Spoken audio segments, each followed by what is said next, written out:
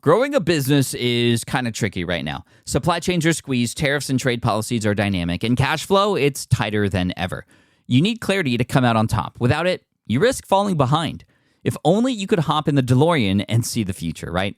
Thankfully, there's NetSuite by Oracle. NetSuite has real-time forecasting to help you move ahead with confidence. This is your AI-powered business management suite and the #1 cloud ERP. Trusted by over 42,000 businesses, NetSuite brings accounting, financial management, inventory, and HR all under one roof.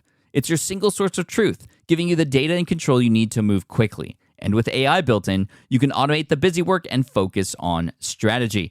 NetSuite helps you see what's stuck, what it's costing you, and how to pivot fast. If I were running a business with a lot of moving parts, I'd use NetSuite for full control over everything. Tame the chaos with NetSuite. If your revenues are at least in 7 figures, download the free ebook, Navigating Global Trade, 3 Insights for Leaders at netsuite.com/SPI. That's netsuite.com/SPI. The perfect product launch. It's the goal for every brand marketer. High heat, fast sellout, and fans posting recipes like trophies. What do Sydney Sweeney's soap drop, Taylor Swift's tickets, and your next launch have in common? Well, they're not bought, they're bragged about. Fanfare turns your drop into a moment. Fanfare cues real fans, blocks bots, and builds launch experiences worth screenshotting. Want hype without the heartbreak? Get Fanfare's 5-step hype drop playbook with our proven success formula and make your next launch unforgettable at fanfare.io/playbook. Again, fanfare.io/playbook. As long as you can execute on really figuring out who your offer appeals to and actually can get results for, then you really just have to give the path from everyone else so that they can see themselves in people that are already getting results from the offer. It's not all that hard. A lot of people overcomplicate it, and it's not. It's you and your subscriber talking to each other through email. And if you make it as simple as that, amazing things happen just from that. Email marketing. Now, when a lot of people hear that term, it is something that often turns people away. But it's unfortunate because although we have access to our communities on social media and other places, email is still by far the #1 way that businesses are growing their income because of that direct interaction. But the mistake that a lot of people make, and you might be making this mistake as well, is you're treating it like a one-way street where it's you talking to them, but there's no interaction. There's no real communication. It's broadcasting. It's amplification of a message, which, yes, email can do for you. But when you properly use email as a communication platform, even during a launch, and especially during a launch, it can work like magic. And today we're bringing on an expert, Jason Resnick from NurtureKit.co, who we at SPI literally hired a few months ago to help us with our campaign for All Access Pass, which you've heard of before. And again, if you don't know what that is, smartpassiveincome.com/all access. If you want to see the thing that was launched in December of 2022, very successfully, a large reason that was successful is because of Jason's approach to the campaign with email. We're going to unpack that. We're actually going to go behind the scenes on the approach that he took and the survey question that we asked and why that was important and how, again, email can be used in the right way. And that's what I love about Jason. He's here to help amplify that message of email can be done right and it doesn't need to be complicated. And so if that sounds of interest to you, welcome to Smart Passive Income session 663. We're talking to Jason Resnick of NurtureKit.co. So let's not wait any longer. Here he is. Welcome to the Smart Passive Income Podcast, where it's all about working hard now so you can sit back and reap the benefits later. And now your host. He always gets confused about the difference between a raven and a crow. Pat Flynn.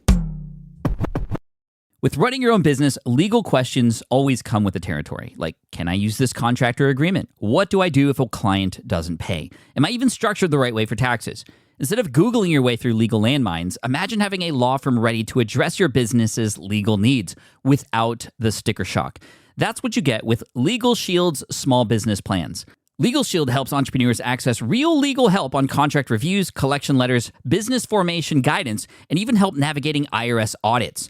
Members can schedule consultations, upload documents through the app, and get support from a provider law firm that knows small business laws in your state.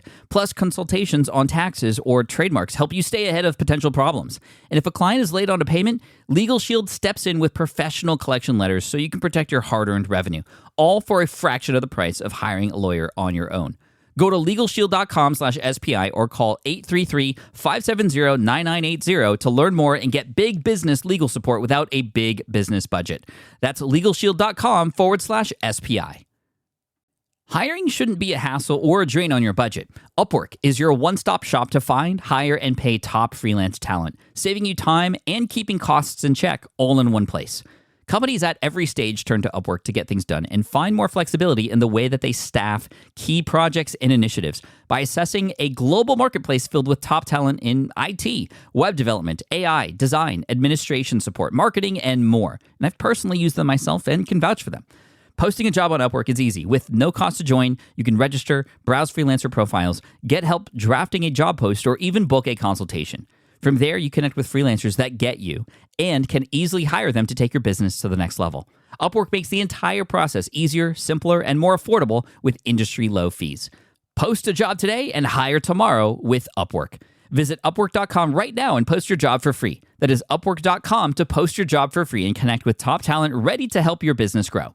That's UPWORK.com, Upwork.com. Go there now. Jason, welcome to the Smart Passive Income Podcast. Thanks for joining me here today. Yeah, thanks for having me, Pat. I'm super excited to be here. Oh, I'm excited you're here too, because I've directly, and the team has directly benefited from your work recently. You helped us and built out a email sequence for us in relation to our recent All Access Pass launch. And, it was a team effort for sure, but largely driven by your expertise and your work. So just on behalf of the team, thank you, because it is working, it's doing well, people are signing up, and it's just incredible. So thank you for that. It was an absolute pleasure, and I'm excited to keep continuing working with your team because they are a diligent bunch. They're on task. I love working with them, and they're always open to ideas. So it's an honor and a pleasure for me to work with teams and folks like that. Thank you, Jason. Now, you are an expert in email, and specifically, you have a website and a service over at nurturekit.co, nurture being the key word. You help people with their email, and generally, mostly people who are on ConvertKit. We have a lot of ConvertKit users in our audience as well who are going to love this. But even if you're not, the principles will be very, very relevant. How do we create conversation? How do we get people excited about the thing that we're announcing on email? And as you had mentioned right before we hit record, email is like 50 years old right now, yet people are still just using it as a one-way street to just drive a message through a person's brain until they finally either cave in or leave. And that's just not how we want to do business. I know that's not how my audience wants to do business.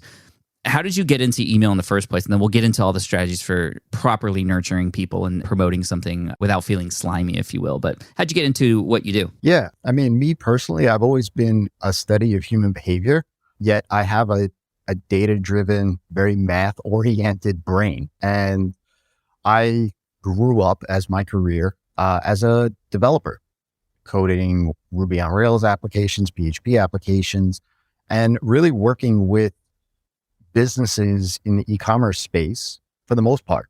And then it was probably around, I would say about 2014, 2015, where I found tools such as Drip, ConvertKit, really on the heels of Drip.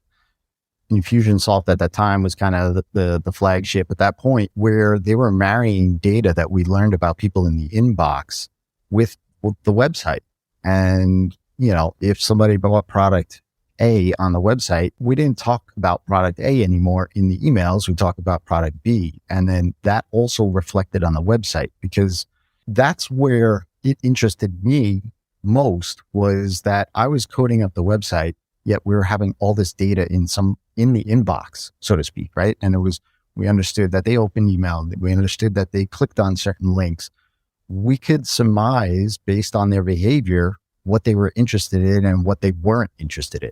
And so I wanted to create better experiences around that in an online behavior that you would get in like a mom and pop shop on Main Street, USA, where you could walk in and they would know what your likes are, what your dislikes are. They would understand who you are as a person, maybe your family, and so on and so forth. And I really wanted to create that in the online world. And so around 2014, 2015 is where I started a shift of my business from just strictly web development more into the email automation and marketing area. So 2015, so you've been doing this for 7-8 years now, which is incredible.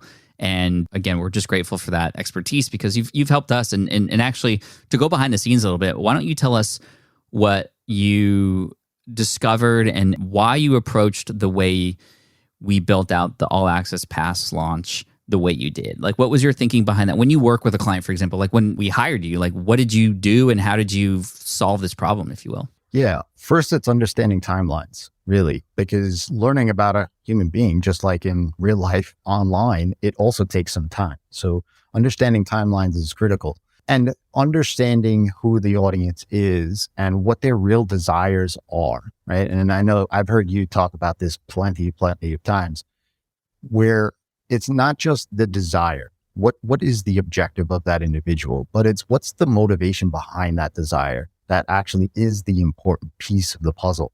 And when you unlock the two, that's when you put a buy button in front of somebody, it totally makes sense to them, right? It unlocks that buying decision. And so with regards to All Access Pass, the timeline was pretty truncated when I came on, but you guys had a ton of segmentation data already, which was awesome, and diving into that. Yet I wanted to try to figure out, because All Access Pass, one of the biggest benefits of that is the community that you are with, that you are going through these paths to completion, right?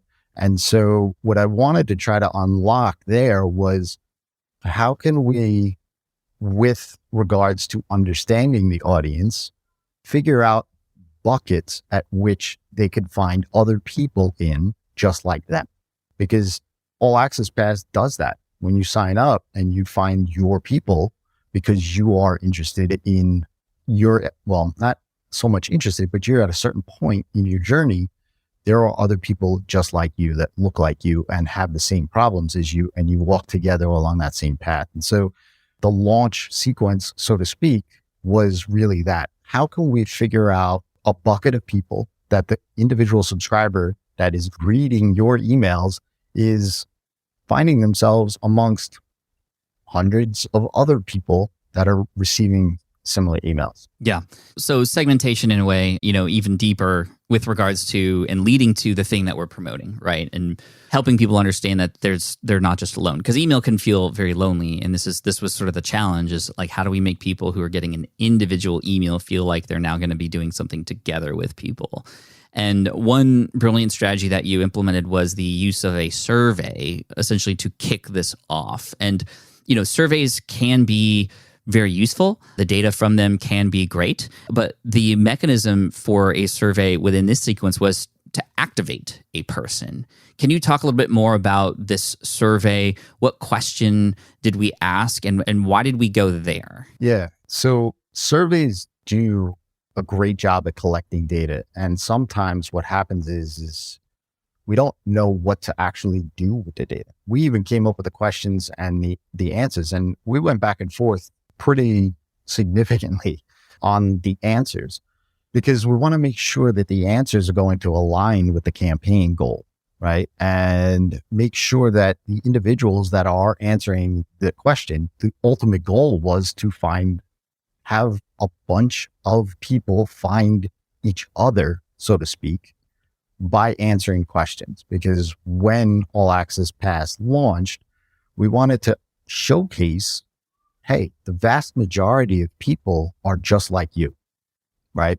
And it was a conversation that, we had as the team started right up front. I said, hey, like, how do we know this? There's a bunch of people on your list that actually need this thing. And there was a lot of inference and a lot of surmising and assumptions, but I really wanted like some hard, concrete data around that. And like you said, I wanted to activate those people. I wanted them to kind of almost say, hey, there's something happening here. Like I'm taking part in the survey. Not everyone does, but I'm taking part in the survey. I wonder where this is going, right? And we only asked one question, right? We asked one question, made it super simple. We only sent it out a couple of times and people definitely answered. And we found that, well, yeah, the vast majority of people answered in the way where they were stuck, right? They wanted to know what was the thing that they were stuck on in order to really accomplish their goals, right? And we wanted to find out, and we gave them a list of choices. And the vast majority were stuck on procrastination and distractions, which is what All Access Pass helps solve. It gets you moved towards the goals that you have by not having distractions, by keeping you on pace. And so that was the big thing for me, was really trying to figure out, hey, if we're sending out an email a month in advance of a launch, how do we connect dots from that day to the launch? Right. And the question specifically was, what is the biggest thing getting in your way from achieving your business goals? And we had 3,000 people answer. You don't need 3,000 answers. In fact, you don't need any certain number of them. Just you need people to answer this question. And we had 35% of people, or over 1,000 people, respond with too many distractions or procrastination, right? Which, to your point, it was like, well, we built this so that there are less distractions. That's why it's on Circle and not hosted on Facebook, for example. So now we can connect those dots for people as we're promoting this and as we're pitching it, because now it relates directly to the main problem and challenge that people had. Another one was not enough time, or I'm too overwhelmed. And now in our messaging, whether in follow-up emails or I just hosted a live call, so on that, or in broadcast later, even on social, we can address these things specifically. But now, because somebody was activated by clicking on it and submitting their answer, to hear that we have a response for that answer now is really what helps motivate them. There were some other interesting, I don't even want to call them tricks or other things, but like even to help people answer that question, there was an email that you had written that was like, hey, help me and Matt with this argument that we're having, or something like that, or Matt and I can't agree on something. Can you help us?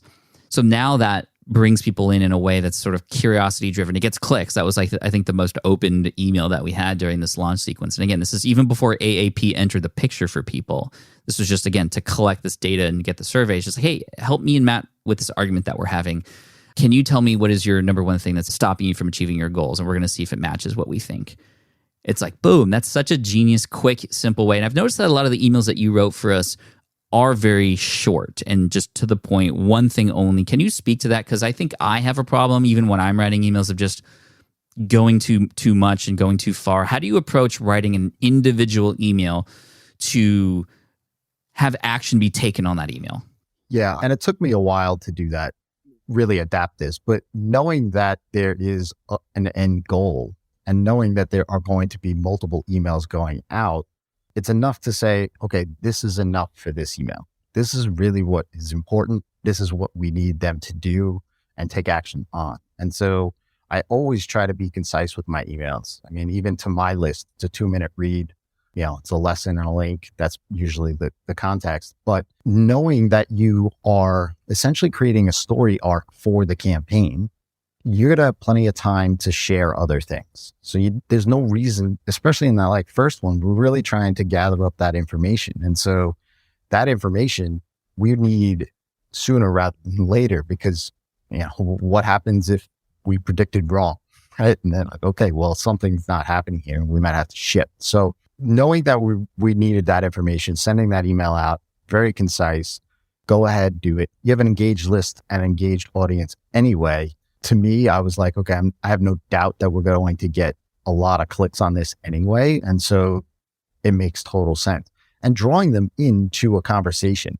For me, storytelling has always been pivotal, right? Bringing somebody behind the scenes has always worked really well.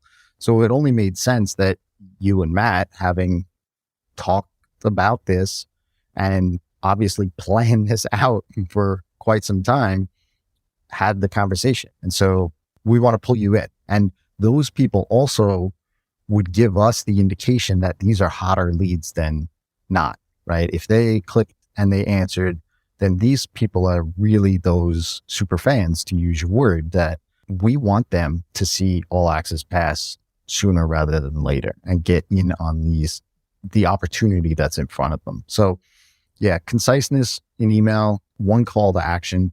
Let's use the objective of that single email in the grand scheme of the campaign itself. And that allows you to know, like, hey, or give yourself grace rather. Like, I don't need to keep spelling things out here. And then I know a lot of people perhaps have seen this launch happen sort of in real time because, it already happened and you're on our list. And so you probably saw a large number of emails, which I know scares a lot of people and even scared us when we saw, Jason, your plan for how many emails were going to come out. And perhaps it feels a little bit safer when each email is shorter and to the point, and that helps versus each one being sort of an essay.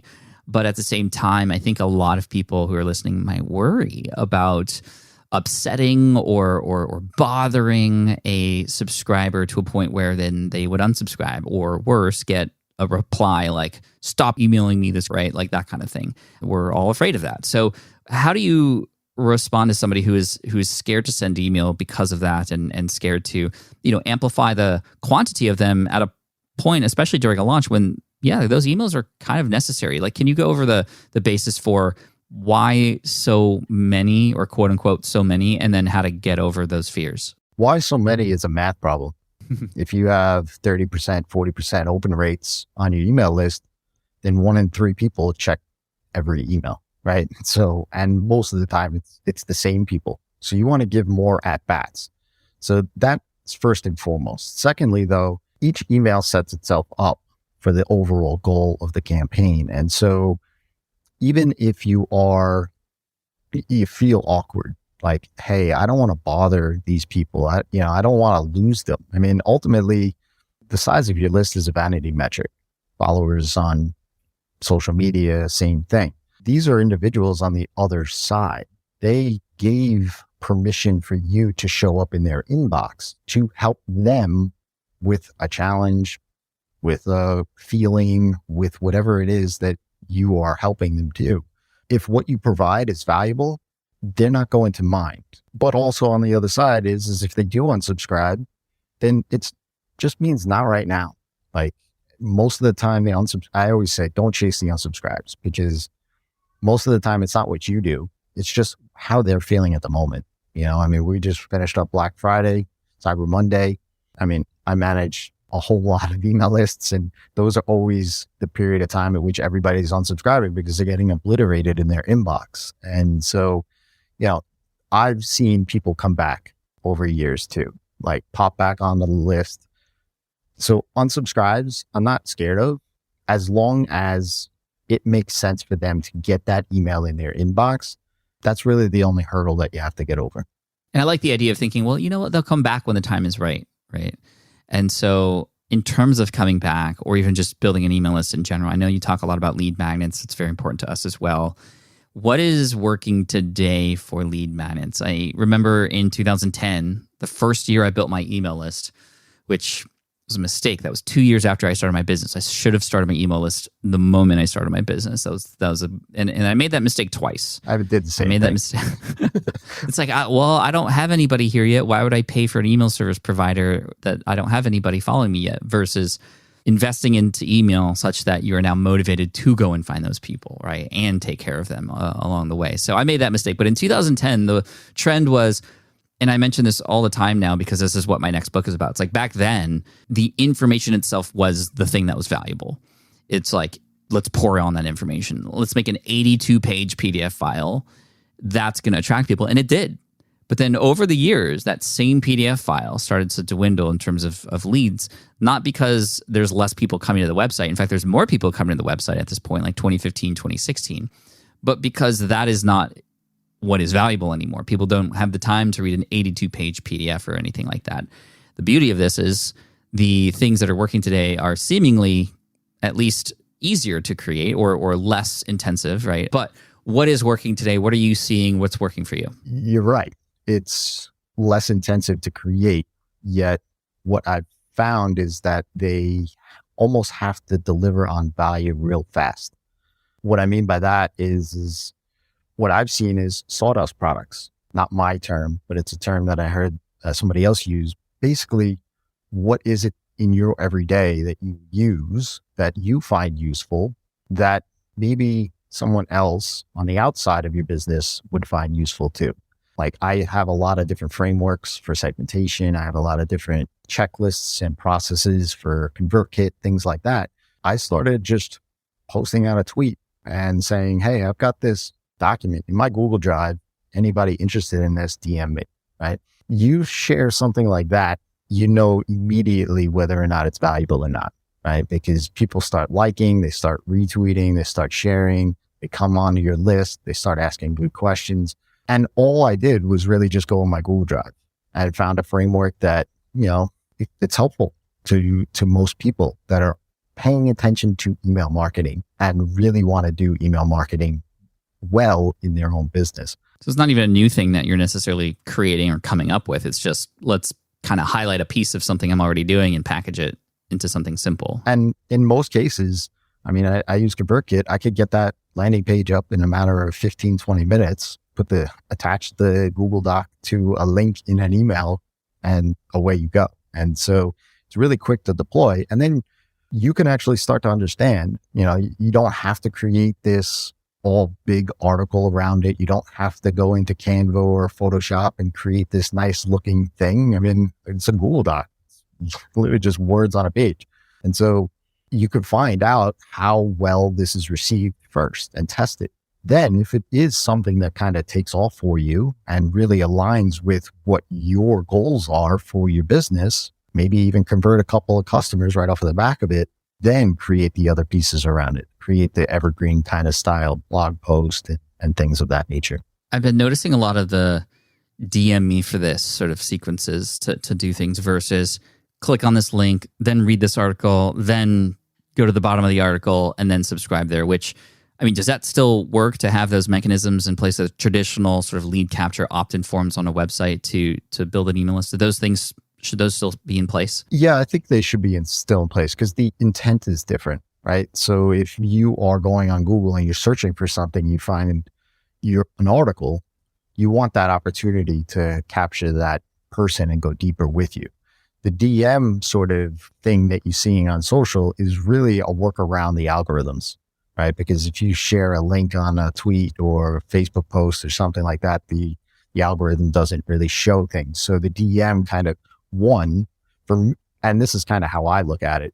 Yes, it gives us the permission to send them the link to the landing page, but two, I've had wonderful engagement and conversations with people and start to understand a little bit more about who my audience is on Twitter at a one-on-one level and found solutions to problems I didn't even realize that people had. And so it just kind of amplifies that personality side of me too. I am curious about, let's keep going on that, because I think that is the simplest, easy way to get started with building an email list, in my opinion, is to go kind of directly hit people one-on-one in the beginning. We teach this in our 0 to 100 emails in the 72 hours challenge.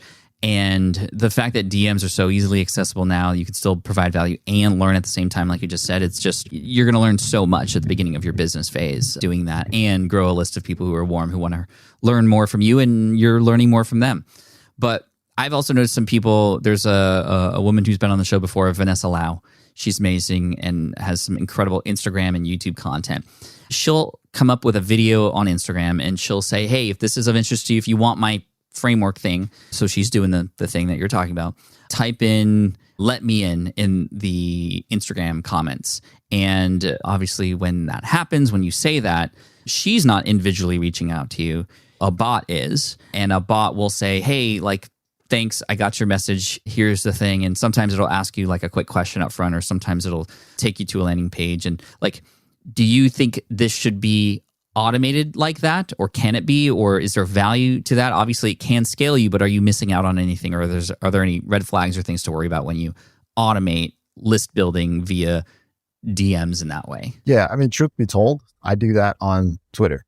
Not saying that I have a wide following, but to scale posting a DM reply to me in a DM, I mean, I'd spend the next 48 hours just answering DMs, right? And so that at least gives me the space to deliver what I promised. And then I pick it up after that and follow up with them, try to engage with them. I don't have any sort of, and I know Instagram and Facebook Messenger and stuff, like you could program these bots and things of that nature. Twitter doesn't. I guess they do have those kind of tools. I don't like using that tool because, like you said, I like to actually engage with people at a one-on-one level as long as they're willing to, right? And so I'll ask a couple of questions. What are they working on that excites them right now? Things like that, where it's just learning who they are as individuals and seeing if I can help them in any way. And so I do a mixture just to deliver on the promise that I gave them, just so that it gives me breathing room, and then follow up when I have the bandwidth to actually do so. That makes sense. What tools are you or other people using to do that automation? I use Tweet Hunter. To be honest with you, that's just even like the tip of the iceberg as far as what Tweet Hunter allows you to do. It has a bunch of AI components that are kind of cool to look at, but not really something that I use too much. What I actually use on Tweet Hunter is a way to keep up with that engagement, right? Like it's like a Twitter CRM, if you will. And that actually allows me, like we talked about before, is reducing the distractions of Twitter. It keeps it within Tweet Hunter's CRM there, that I don't have all of those other, hey, so-and-so tweeted about this. Let me go down that rabbit hole for 5 minutes, right? So yeah, right. I use Tweet Hunter. I know there's other tools out there that do something very similar as well. I just happen to like Tweet Hunter. Awesome. And I'm sure there's many, many more tools and different platforms and sequences that could be used for that. Again, I'm thinking about objections that a person might be having listening to this. They're like, okay, I'm going to DM somebody, and whether it's automated or not, tell them, hey, like, here's the thing you asked for, but first you got to give me your email. How do you position that in a way that doesn't sound like you're just kind of like teasing somebody and then obviously asking for an email and taking advantage of that? Or there's a right way to do this and a wrong way to do this. So like, what's the right way to do this? Yeah. I mean, truth be told, I build a landing page. That's my process. Build a landing page, quick landing page. I don't worry about too much on the landing page. And I get those replies. Like when somebody DMs me, they're like, why didn't you just send me the thing? Like, why do I have to sign up for this? What's your answer for that? And so I say, well, that's just so how I can deliver it to you, right? Yes, I want to also help you. And this is what the benefit of signing up to my list will get. I help people scale their business, either spending time away from email marketing or double their email marketing through smart email automations. And so that's my hook into the list. And I know that everything isn't always perfect for everyone else, and it's their prerogative if they want to drop the email in there or not. Most of the time though, once I say that, and it's very few, like most people don't really say that, but I do get that. Just even in the engaged conversation, sometimes they're like, is this a bot replying to me? I'll be like, no, this is me. And so just even in that human to human nature of the DM, it goes a long way with just, hey, the objection's answered, right? So I just be yourself, really, is what it comes down to. If people are objecting to this sort of thing, then maybe it's not right for them, and that's okay. They don't have to sign up for this. Okay, so we are building an email list, and let's say we have 500 people on our list. We're just starting out small, and we have a product that is coming out that we want to launch. Maybe it's a coaching program, maybe it's an offer, or just whatever it might be. And I know you teach this, you talk about it, you work with people and individually create these plans and schedules and such. But let's just say high level, how much time do I need to warm people up to this offer? If I can move the offer to, let's say it's January and I have this email list of 500 and I have a course, like, can I launch it next week? Can I launch it? Like, how much time would be ideal to warm people up, engage them, maybe start with a survey question, et cetera, to segment them and such, to the point at which then now we're launching? Like, what's a good time frame for a person to plan before a launch with regards to the email? I mean, it's a good question. And I hate to say that it depends, but it does. But the case of All Access Pass, it was 3 weeks, right? It's literally inside of a month, we came up with a plan and executed on that plan. And so for me, you're going to have the people on your list, there's going to be a percentage of them that is really hyper engaged with everything that you do. Find out that segment and engage with them as fast as you possibly can, because you could probably offer it to them right today without any sort of big plans, right? Say, hey, I have this thing. These are the benefits. Here's more information. If you're interested in it, here's the link and sign up. If you find those people, then you can easily figure out who those people look like and then go backwards to the rest of your list with who these individuals look like, the real super fans look like, and start to allow for the campaign to have those individuals on your list to identify with the super fans. So what you want to think about really is your cadence, right? So go back in time, like how long do I need to plan this out? If you're sending emails on a regular basis, let's say once a week, then maybe it is 3 weeks, maybe it is a month, right? As long as you can execute on really figuring out who your offer appeals to and actually can get results for, then you really just have to give the path from everyone else so that they can see themselves in people that are already getting results from the offer. It's not all that hard. A lot of people overcomplicate it. You see a lot of the templates and sequences out there and courses and things of that nature to really overcomplicate email and email marketing. And it's not. When you really boil it down to, it's you and your subscriber talking to each other through email. And if you make it such like as simple as that, amazing things happen just from that. I like that framework. And it's not talking in real time. It's having a conversation that you know is going to be had already because you know who that person is, right? So you're saying the things. A person thinking about buying your offer might go, well, how do I know this works? You know that that's a question they're probably going to ask themselves. Then in the email sequence, write an email that maybe even just literally calls that out. How do you know if this is going to work? Well, let me tell you the story of, Maria, et cetera, went through this process, did the same thing, had the same thoughts as you, and look where they're at now. And if this sounds like you, and you had the same challenges, here's the offer, right? There might be other questions that people have that you can then address. And those questions are so easy to find when you have those initial conversations and you talk to people and in the DMs and stuff. And I love that there's this now wave of people coming into the space to teach entrepreneurship who are really telling people like yourself, like us, that we've been shouting from the rooftops for years, which is like, get out from behind your keyboard and go out and talk to people. Like that's how you grow your business. You remove the guesswork by doing that. And it's the fastest way to all the things. Figure out what you're doing right, figure out what you're doing wrong, figuring out exactly the language you should use, etc. And email is just a mechanism to communicate, right? It's not a sales platform. It is a communication platform. And the communication part is definitely key. Now, communication is a two-way street, and you have to know how to present certain things. So what's the data, as we close in here, what is the most important data to you during a launch campaign to pay attention to? What are you looking at? How are you readjusting if needed, sort of mid-campaign, so we can maybe rescue things if we need them or whatnot? Like what's important to you after the launch, because you've already written all the emails, you've hopefully nailed the messaging and the positioning.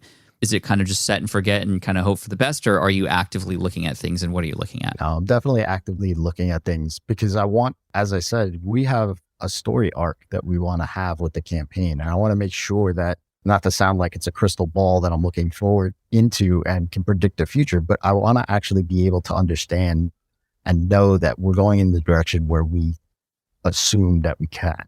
And so I will look at any metrics, any clicks, any replies, anything on social with regard to that, right? And so even socials outside of email. So just really closely paying attention to specifically the replies. Like that, hard example here is those people that answered certain things in that survey that we ran. Now we have the data there. And so when people don't take up on All Access Pass, yet we know that they are distracted because they answered in the survey, at some point in time, we may share stories and testimonials of people that said, hey, until All Access Pass, I was extremely distracted with everything. Having, my kids in the background, cat running across the board, just running around the kids all over the place, and I couldn't get any focus, right? That alignment there then shows the people that are telling us that they are distracted, they can see themselves in somebody in that result. And you could tailor the campaigns that way. Obviously, there were specific goals that we wanted to reach for signing up. We wanted to make sure that, we reach those goals. So whatever is going to round out those numbers, whether that's clicks, whether that is answers to the survey, it's a math problem at the end of the game, right? And so understanding, hey, my click rate is this, answers to surveys is this, the experience that I have when running something of this nature, I know the percentages down the line. I just want to make sure everything's going to line up. And then if it doesn't line up, how can we adjust in the middle? And adjusting is really just like playing baseball or football or anything like that. During the game, you're going to have to call an audible or something like that and change your plan. But there's always a way to kind of adjust, knowing what your end game is and keeping that in plain view so that the whole team has insight into that. And we can say, hey, look, I'm starting to see a trend in this way, means that maybe we're not going to meet that goal. So let's try to figure out how we can. Or the other side, like, hey, we had a goal of January 1 having, X members sign up. We might eat this before Christmas. That's awesome, or even before that. And so you could really adjust in that way too, because you might have the sequence built out to go further and further and further when you meet your goals before that. So yes, the goals, the metrics, things like that is all a sort of a collaboration. Revenue, obviously, quantity of members, sales, that sort of stuff is kind of pretty obvious, but understanding based on the business, what the percentages are to get to those numbers, you have to kind of work backwards up and just do the math, right? So if you have 500 people on your list, you have an open rate of 30%, you have a click rate of 10%. Okay, you want to get 10 people in your thing. How long is it going to take to get 10 people from the 500? And you do the math problem that way. Love it. I mean, you make it sound so simple, and it can be. And like you said, we often try to overcomplicate things, but I think if you know what your goal is in mind and you know who it is you're speaking to and what their problems are, it just makes, that's like half the battle right there, right? And then it's just writing the right words to help a person make a decision and whatnot. And, we didn't even get into evergreen and all that kind of stuff, which is basically the same principles, right? Except more in an automated fashion, again, based on segmentation and stuff. But you have a lot of resources that people can come into over at nurturekit.co. Jason, where can people go to find the best resources to help with this now? Because I love that you are stepping forward to amplify this message of, email can be done with grace, in a correct manner, without feeling slimy and without annoying a bunch of people. And I just, again, I wanted to amplify that here for you. So where can people go from here to find out more info? Yeah, you can go to nurturekit.co/SPI. And I actually have, if you have ConvertKit, great. If you don't, this will still work for you. It's just a resource around sort of a behavioral type of campaign. And it's really just at the core of it is somebody's clicking on some links in your email, you can get them over into a sales campaign that is tailored, in a matter of speaking, towards their needs. And so you can go get that resource. Again, that's at nurturekit.co/SPI. And I'm always on Twitter, as we mentioned. It's kind of like the only social media platform that, I'm on all of them, but that's the only one I pay attention to for at least the time being, for whatever that's worth. Yeah. And my DMs are open. I'm always open to any sort of conversation around email. Cool. Jason, thank you so much. This has been an absolute pleasure. What's your Twitter handle? Is it Rez with 3 Zs? Yeah, with 3 Zs. And that's a story for another time. All right. No worries. Hey, thank you so much. I appreciate your time and look forward to connecting again soon. And again, thanks for all the hard work you're doing, not just for us, but for everybody in the community to help make email a little bit easier to manage and handle. So thank you again so much. And we'll talk soon. Thanks, Pat. It was a pleasure. All right. I hope you enjoyed that episode with Jason. As you can see, just such a cool, down-to-earth guy who knows his stuff and who's in this for the right reasons. If you want to check him out, nurturekit.co. And he's got a lot of great resources there. And also on Twitter at REZZZ. So res. And again, hopefully your New Year's res was to do better things in your business. See what I did there? And so you should definitely check out NurtureKit and the All Access Pass as well. There are some email related things that you can get access to, including groups and communities of people who are all doing this with you. smartpassiveincome.com/all access. And a big shout out, because this was sort of a callback to December of 2022. Big shout out and thank you to all the founding members of the All Access Pass. We appreciate you.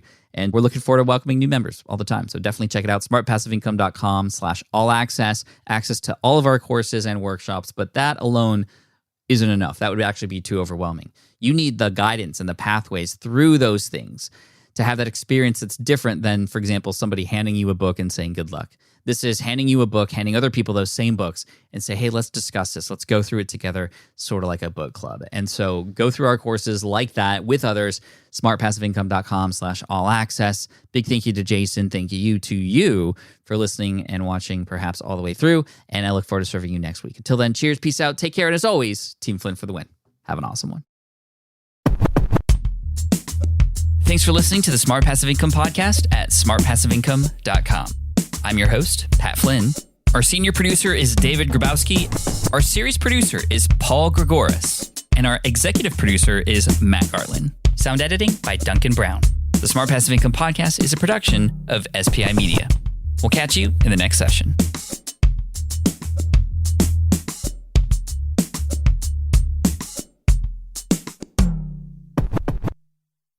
Hey, fellow podcaster, does this sound like something you've experienced? You record your podcast episode on one platform, download the files, edit in another app, then fire up a different tool just to create these social clips? Well, it can be clunky, time-consuming, and frankly overwhelming, especially for creators trying to grow. And that's why I'm excited to tell you about Riverside. Riverside is the all-in-one platform. Record, edit, and repurpose your podcast content all in one place. You just log in, record with your guests no matter where you are in the world, and just like that, studio-quality audio and high-resolution video. We use Riverside here at SPI as well now. With built-in AI, I can automatically clean up my audio, saving myself so much editing time, and it can even auto-generate clips to make promoting the show a breeze. And with Magic Clips, I can grab the best moments and repurpose them as short-form video, perfect for YouTube Shorts, TikTok, or Instagram, without re-recording a thing. So if you're tired of juggling tools and want a faster, simpler way to create and scale your content, it's time to try Riverside, built by creators for creators. Just go to smartpassiveincome.com/Riverside and use code SMART to get 1 month free on the Pro plan. That's smartpassiveincome.com/Riverside, promo code SMART.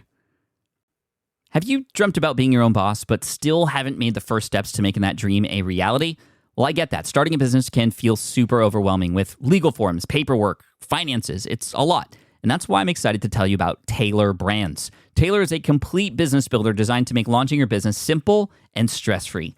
You can register your LLC in just minutes, keeping your personal assets and the business assets separate from day one. From there, you get access to everything you need to get off the ground. Legal documents, licenses and permits, invoicing and bookkeeping tools, and even a 100-day business coaching program, all designed to help you hit the ground running. You'll also get a free, personalized business plan, branding tools, and so much more. And of course, listeners of this show get an exclusive 35% discount to get started. All you have to do is head to taylorbrands.com/SPI. That's TAILORBRANDS.com/SPI. Stop dreaming, start building with Taylor Brands.